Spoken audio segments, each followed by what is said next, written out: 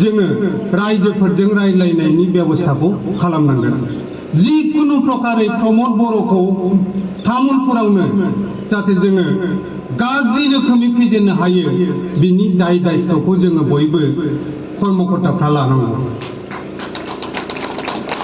BTR नाम होनानै बिटिसिखौ फानबाय, जों बयबो मिथिगासिनो। डिपार्टमेन्ट फानदों, गामि फानदों आरो बिदिनो गासिबो फाननानै दायो माने पावारलेस।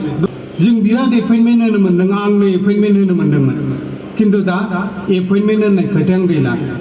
नखर नखर घरे घरे চাকৰি দিম, কিবা দিম, এনেকুৱা ভুৱা কথাবিলাক কোৱাৰ পিছত এতিয়া সুইপাৰো এপইন্টমেন্ট দিব নোৱাৰা ধৰণৰ ক্ষমতা প্ৰমোদ বৰই কৰি পেলাইছে নিজে। আৰু আজিৰ তাৰিখত এই গাদ্দাৰ প্ৰমোদ বড়ো, এই জাতিদ্ৰোহী প্ৰমোদ বড়ো ইয়াত তামুলপুৰৰ মাটিতে যাতে আমি বিদায় দিব পাৰো, উৎখাত কৰিব পাৰো, তাৰ কাৰণে আমাৰ তামুলপুৰৰ ৰাইজে বিপিএফৰ কৰ্মকৰ্তাসকলে কাম কৰিব লাগিব। মই ব্লকৰ জিলাৰ সভাপতি হৈ পেলাই ব্লকৰ বিষয়ববীয়া প্ৰাইমাৰীৰ কৰ্মকৰ্তাসকলক অনুৰোধ কৰিছো, ৰাইজ একদম তলে তলে ইউপিপিএলৰ বিৰুদ্ধে, প্ৰমোদ বাহিনীৰ বিৰুদ্ধে ইতিমধ্যে কথা বাৰ্তা আৰম্ভ কৰিছে। এতিয়া আমাৰ কৰ্মকৰ্তাসকলেহে অলপমান ঢিলাঢিলি কৰি আছে। আৰ বিটিসি এসেম্বলি প্ৰশ্ন কৰেছিল, সেই এসেম্বলিখনত ময়ো আছিলো। আপোনালোকৰ ইউথ বিপিএফৰ ডিষ্ট্ৰিক্টৰ দৈমু বড়ো আছিল মোৰ লগত।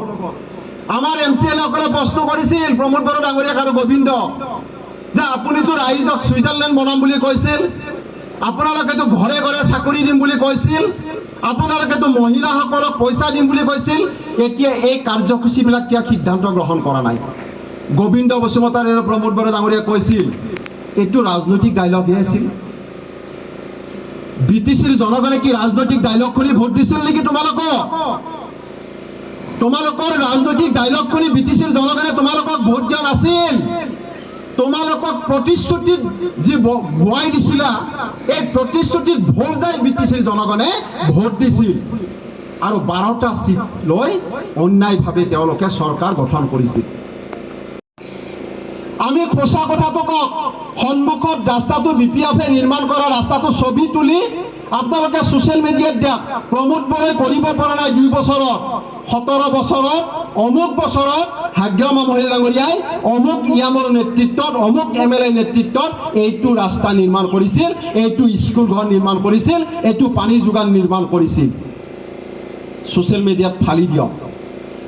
আমি ইউথ বিপিএফক বিচাৰিছো যে আপোনালোকে আচলতে ভয় কৰে নে ৰাজে কৰে নাজানো, ইউথ বিপিএফৰ এই ধুনীয়া ধুনীয়া ফটোবিলাক চাই থাকিলে নহ'ব।